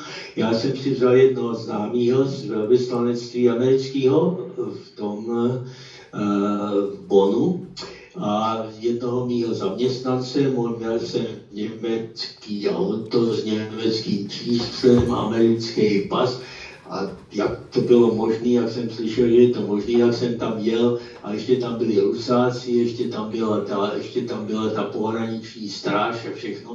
A jel jsem přes Eisenstadt do toho Německa. A já jsem to vzal od hory svatý Kateřiny, od té německé strany až do Berlína. Jenomže východní Německo byla poušť. Tam jsou ty chemické fabriky a všechno, to příroda naprosto zničená a tak dále. Oni tam udělali všechno odvodňování, třeba jak je tam Golc blízko u Valdova, tak tam byly močály, to byly hluboký močály, to tam bylo úplně všechno změněné. Já to nemohl najít. A když jsme tam byli u těch Grunetů, jsme se tam u nich schovávali, my jsme nechtěli vědět, jak se jmenujou, a my jsme nechtěli vědět, jak se ta vesnice jmenuje a nic. A když jsme přišli do toho západního Německa, tak jsme řekli, my jsme sepsali toto, a Radek byl vždycky takový náš archivář, on to sepisoval všechno, pak on uměl psát na stroji, tak on to sepisoval a tak jsme tam napsali, tam je v té knížce například Cesta na severozápad, je tam hodně nesrovnalostí, páč my jsme nechtěli to tam prozradit, když jsme to sepisovali dohromady v tom roce 1954 ve Fort Braggu, aby se to nějakým způsobem nedostalo do rukou STB nebo štázy, aby ty lidi nemohli být potrestaní. Tak tam je hodně nesrovnalostí, tak jsme to nevěděli, a když jsem tam přijel, tak jsem to nemohl najít až teprve, když ARD v Německu dělal dokumentární film, ten se jmenuje Der Luckauer Krieg, tak oni mysleli, že našli tu rodinu Grunetovou. Oni byli napřed tady u mě ve Svatý Bábaře a pak mě zavolali a říkali, pane Mašíne, my myslíme, že jsme na tu rodinu našli, ale oni s námi nechtějí mluvit. Možná, že když s nima budete mluvit vy, takže přiznají, že to jsou oni. A oni oni tam inzerovali celý měsíc v tom Brandenburgu, aby se přihlásili lidi, kteří si ještě na to pamatují, a tam se přihlásili některý ty Volkspolicajti, kteří tam spolu fungovali, dokonce tam byl jeden, který byl v tom UKRO, byli tam dva tam měli, který si to byl ten Zitkevic, a pak tam byl ten Štrempl, který jsem tam střelil v tom úkroji. A tak to bylo, myslím, teprve 2002, tak jsem pak tu paní Grunetovou zavolal tam a řekl jsem pár věcí a ona musela vědět, že to jsem já, tak se hrozně radovala, že jsem to já, a dali jsme se dohromady a od té doby jsme nejlepší přátelé. Telefonujeme si každý týden. Oni byli naše rukojmí tehdy, ale jak je s tím Grunetem, který byl 3,5 tehdy, tak on si moc pamatuje si něco, moc prima kluk. Tak s ním, i s jeho maminkou jsem si moc dobře rozuměl, a tam jsem byl ještě, když ten den předtím, než ona zemřela. Když ona byla nemocná, já jsem teda slyšel od Björna, že ona je nemocná, a tak jsem si sedl na aeroplán a letěl jsem tam a ona ještě byla bez, jak jsem říkal, bez vědomí. A jsem mluvil a ona se probudila a příští den zemřela. Jo. A pak mám ještě druhou otázku, jestli ta paní Grunertová vás někdy navštívila v Santa Barbaře stejně jako Björn Grunert, anebo jestli jste se s ní viděli vždycky v Německu? Byla tady u nás dvakrát a oni Grunertovi tady byli několikrát taky. Oni tady byli tento rok taky. Dobře. Tak děkuji. Jak říkám, my jsme velice často ve styku. Tak děkuji moc. Prosím.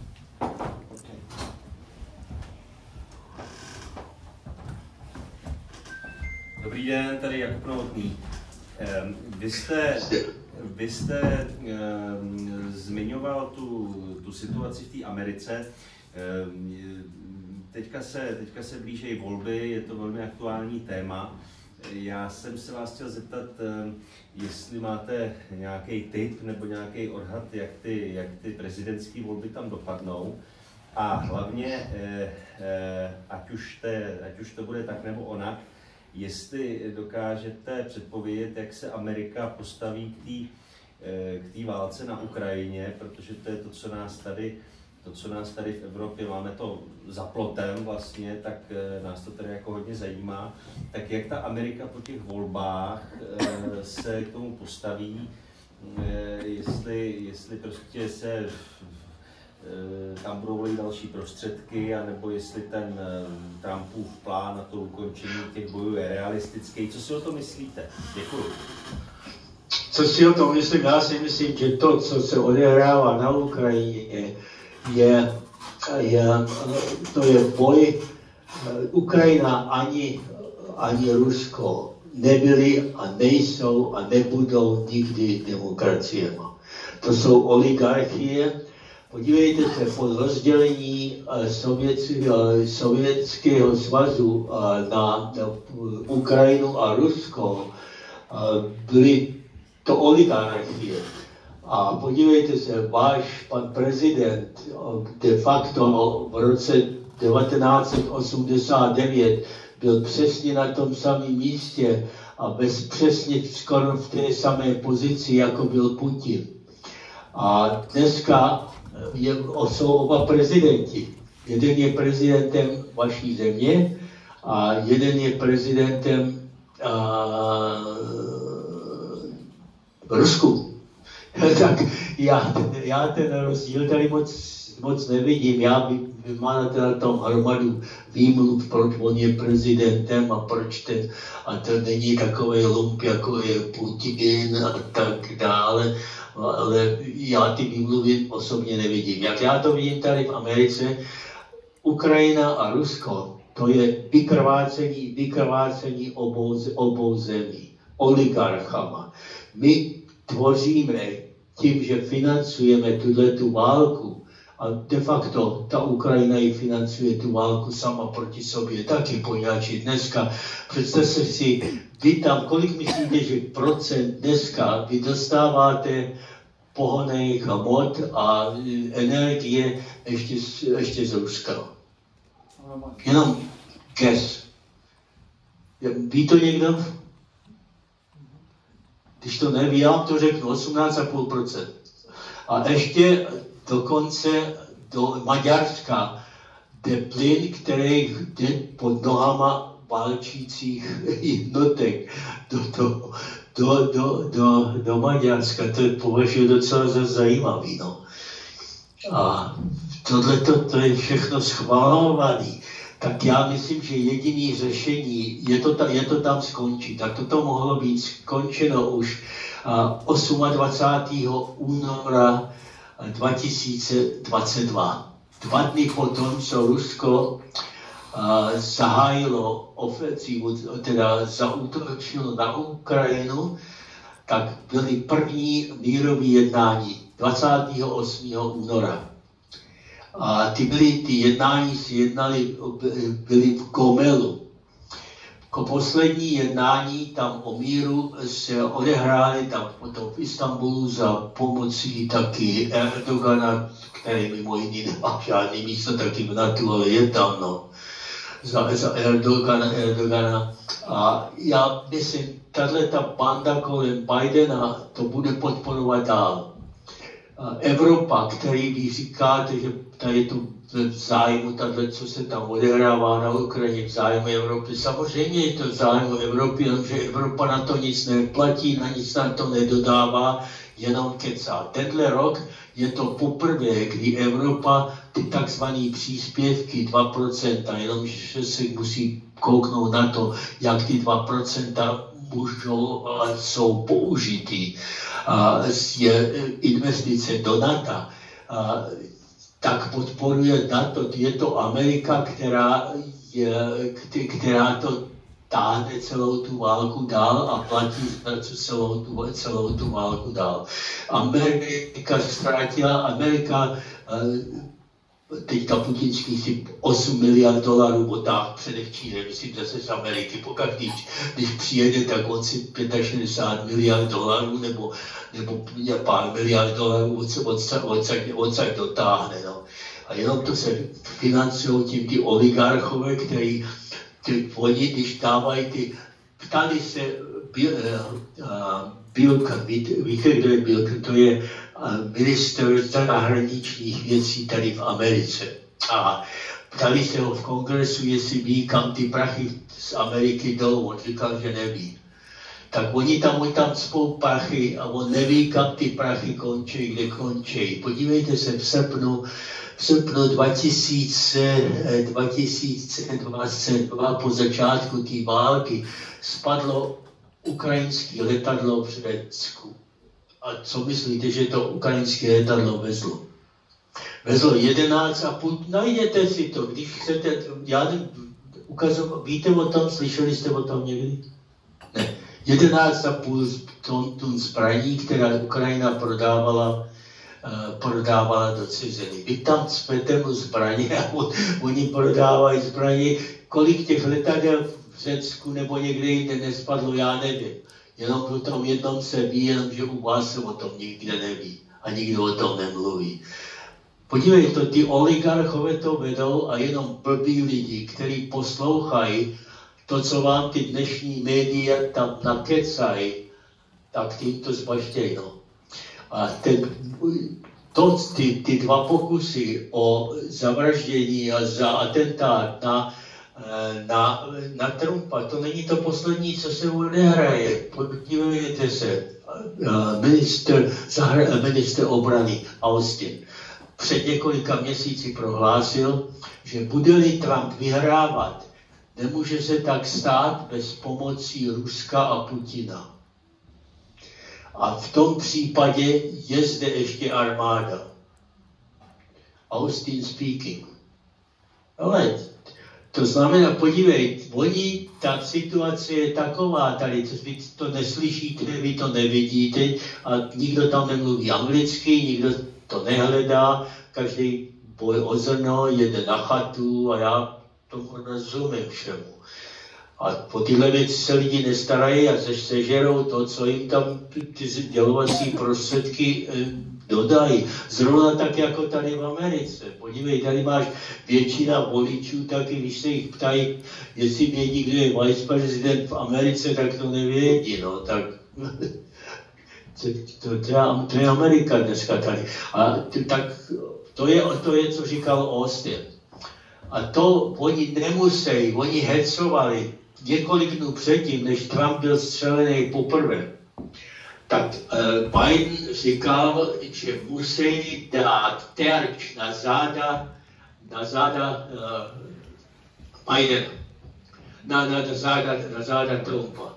Podívejte, lidi jsou tak vyhecovaní a v Americe takových bláznů, co tady po sobě střílejí a tak dále, tak ty blázy jsou puštění, ty tady jsou na ulicích, bezdomovci a tak dále, nebo nejsou v ústavech, poněvadž v roce 1966, kdy tady byl ten Warren Court, Warren to je ten ústav, Warren byl šéf toho ústavního soudu, tady prohlásil, že nesmějí být lidi držení v ústavech bez jejich vůle, tak blázen bez svý vůle, jeho rodina ho nemůže nechat dát do ústavu nějakého blázinského, tak oni dneska žijou tady na ulicích jako bezdomovci. Tak tady se nikdy vždycky někdo najde, ten druhý, co chtěl zastřelit Trumpa. To není konec. To ještě není konec. Podívejte, já jsem, když jsem slyšel po tom druhým zastřelení, tak jsem si zrovna přepnul kanál na CNN. A v CNN měla Harris inzerát. Tam vykládají, že teďka, že hodějí zrovna toho co chtěl spáchat atentát na Trumpa a že ho chytli a nevědí ještě, kdo to je. Vypnou to a přijde tam inzerát. Ten inzerát byl jako kdyby někdo říkal, běžte, ten Trump je konec demokracie, konec světa, ten svět se ho musí zbavit. To je inzerát Harrisové, jenom přeplutí z jednoho kanálu na druhý, dobrý? Tak je to tady v Americe. Dneska ty sdělovací prostředky, máte 5 sdělovacích prostředků, byly kamenný věk, byl bronzový věk a dneska máme věk komunikací. A ty komunikační prostředky, to máte Facebook, já žádný Facebook nedělám. A to pro mladí lidi, kteří se chtějí schovávat před světem a z doma, tam komunikují s někým a tak dále. Dneska se to stalo spojením všech lidí, nejenom těch mladých. No, je to nový svět, nová technologie a tak dále. Jo, ale nevypadá to dobře, poněvadž oni, například Soros, víte, kdo je Soros? Soros je ten maďarský žid, který tady podporuje, on je pro zrušení zákonů proti drogám, chce, aby byly drogy naprosto volný všem a aby byl svět bez hranic. Teďka to vede, myslím, se jmenuje Paul, jeho syn, teďka, a oni teďka chtějí impérium bojovat taky, poněvadž další komunikač, mají už 220 rádiových stanic tady v Americe, kde ty jejich lži budou rozšiřovat. Podívejte se, vás tam krmili a nás tady krmili ty sdělovací prostředky skoro 4 roky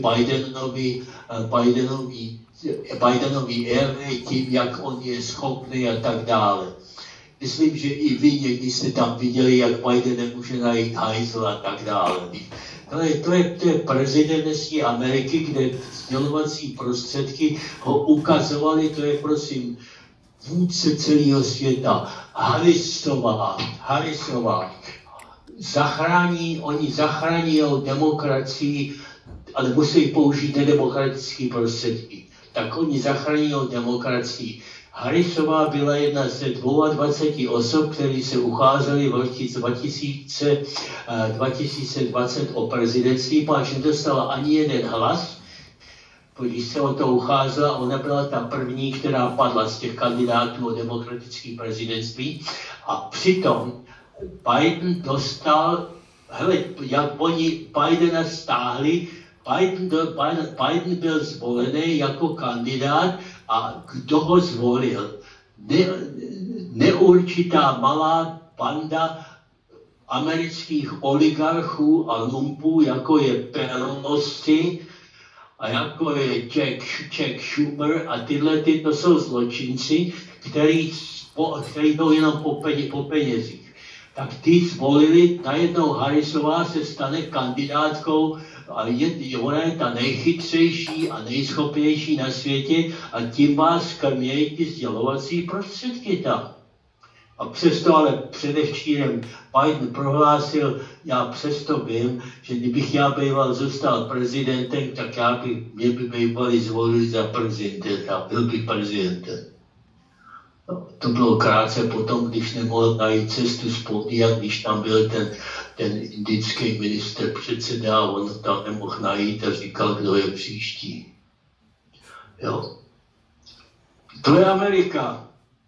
Na Ameriku se nemůžete dneska spolehnout. A Trump, co může udělat? Trump může jenom zpomalit tento vývoj. Páč 85% studentů na univerzitách tady v Americe říká, že by raději žili v socialismu, než v kapitalismu. Jo.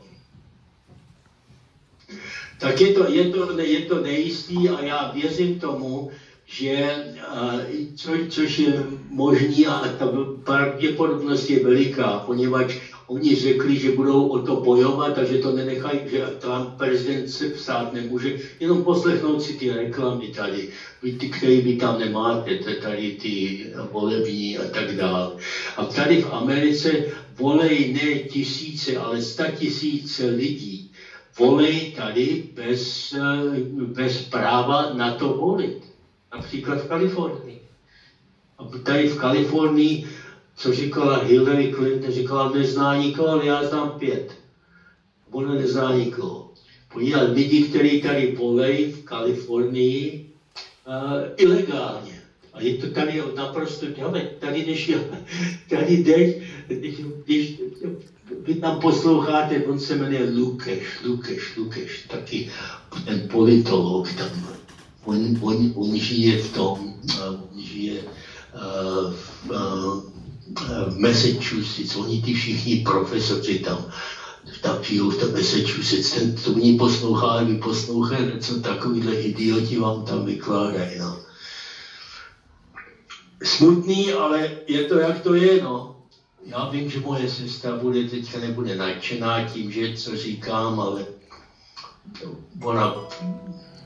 ona ví svoje. Tak jo, ještě nějaký dotaz? Cože? Je další dotaz, co říkám. Jinak vás poprosím, my jsme tady zadarmo, kdyby náhodou někdo chtěl nějakou konzumaci, to je jediné, jak můžeme poděkovat. Jo, prosím. Dobrý den, pane Ošine, já vás zdravím, Petr Němec. Cože? Já vás zdravím, dobrý den, Petr Němec tady. A já jsem se chtěl zeptat, když už jste to tak nějak jako nakousl, jaká je ve státech momentálně problém s kriminalitou a takhle? Kriminalita je hrozná, poněvadž tady třeba například přišlo za Bidenovu administraci předevčírem i oficiálně skoro přiznali, že 15 milionů ilegálně. Trump říká, že 21 milionů přišlo jich ilegálně a řekněme, že jenom těch 15 milionů přišlo těch lidí ilegálně. Z 15 milionů ilegálně přes 500 000, to je oficiálně zanešený, jo? Přes 500 000 jich pochází z vězení ve Venezuele, v El Salvadoru a v Mexiku a tak dále. To je ten samý recept, co použil kdysi Castro, když to bylo za Kennedyho, když Castro se dostal k moci a tak tam otevřel svoje vězení a přitáhl tam, poslal ty všechny vězně do toho na Floridu, s kterýma Florida má ještě dneska co dělat. Tak to je 500 000. 113 000 těchto lidí oficiálně, ty jsou puštění bez vízum, bez všeho, bez dalšího zkoušení. Ty spáchali vraždu a byli pro vraždu zavřený Venezuela a tak 13 000 tady. Podívejte se, to je kriminalita. Chicago, není víkend, aby v Chicagu nebylo 40 postřelených. Chicago, to je poměrně malé město, trošku větší než Praha. Tak a na poměr těch obyvatel a tak dále. tam máte přinejmenší mezi 30-40 za víkend postřelených a 12 mrtvých. Za Obamova prezidentství jich tam bylo přes 40 tisíc lidí za 8 let postřelených. Dobrý? Podívej, to je to, a když Harris, příští prezidentka, co se stalo v tom Minneapolisu s tím zločincem, který byl ten George Floyd, co se tam stalo? Ona byla proto, aby policie byla disbanded. Ona prohlašovala veřejně, aby policie byla disbanded. Dovedete si představit, aby peníze policii byly odebrany. Ona to říkala, že bylo za 2,5 miliardy dolarů spálili. To bylo 574 řářství jenom v roku 2020 před těma volbama. To jsou čísla, které jsou neuvěřitelné, ale které jsou skuteční a které vám tam lidi, kteří se dívají na Ameriku ještě dneska jako na obrázek něčeho, co kdysi bylo. Podívej, oni říkají, když se podíváte na tu debatu, já nevím, jestli to někdo vás viděl tu debatu a jestli rozuměl anglicky, aby to rozuměl těm nuancím, co se tam říká. Aby tomu člověk musel rozumět, tak musíš vědět taky to politické zázemí, o čem se mluví. Ty moderátoři, jmenoval se Muir, ten moderátor od ABC, to patří Disneyland, tato společnost, to je bezvýznamná společnost televizní. Tady on říkal, že oni chystali on a jeho partnerka porazit toho Trumpa u té debaty. Trump měl pod ním podepsaný kontrakt, že oni nebudou dělat takzvaný fact-checking. Fact-checking znamená, když on něco řekne, že oni řeknou, ne, tak to nebylo. A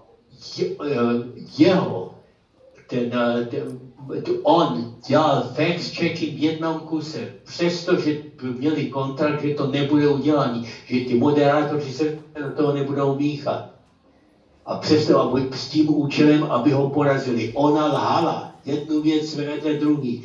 Dneska, když to člověk slyší, co oni říká, stačí jenom ale jednou promítnout to, co říkala ona před 4 měsíci. Před 4 měsíci si ptali, co by byl její plán pro tu novou administraci. Bude-li Bidenová administrace, to byl ještě Biden.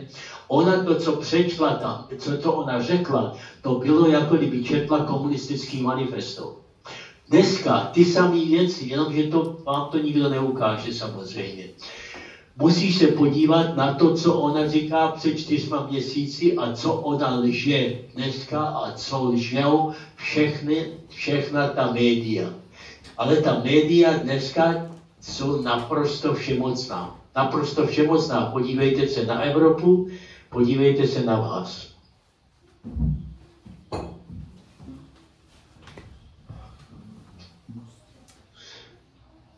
Ještě něco? Někdo další? Někdo další? Nějaký dotaz? No.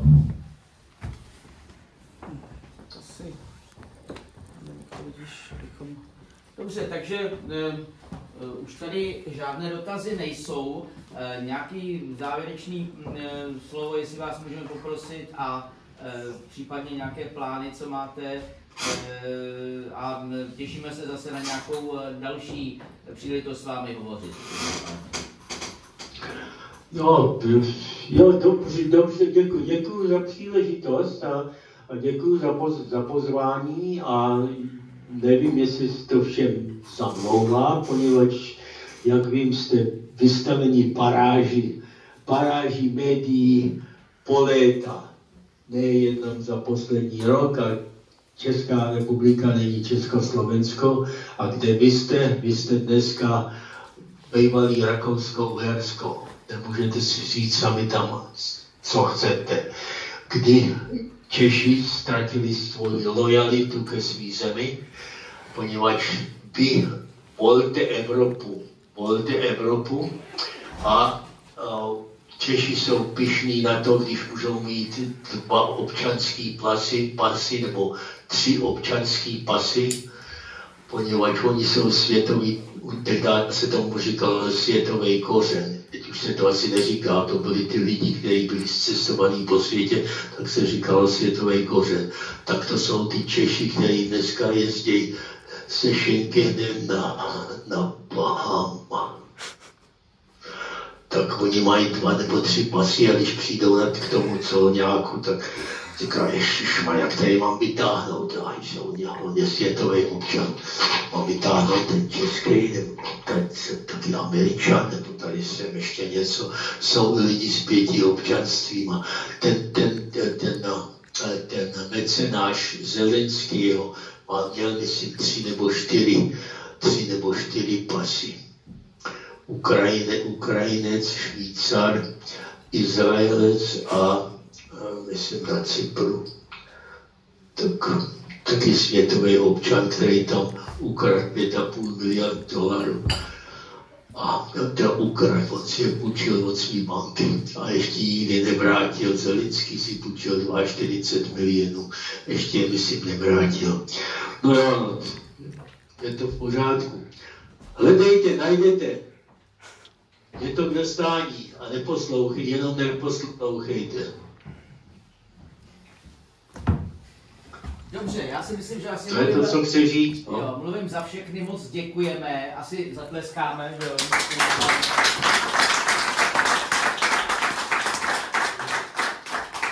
Díky za váš čas a přejeme pevné zdraví, to je to nejdůležitější. Jo, taky přeju všechno nejlepší a přejte nám tady hodně štěstí, potřebujeme to. Takže, děkujeme.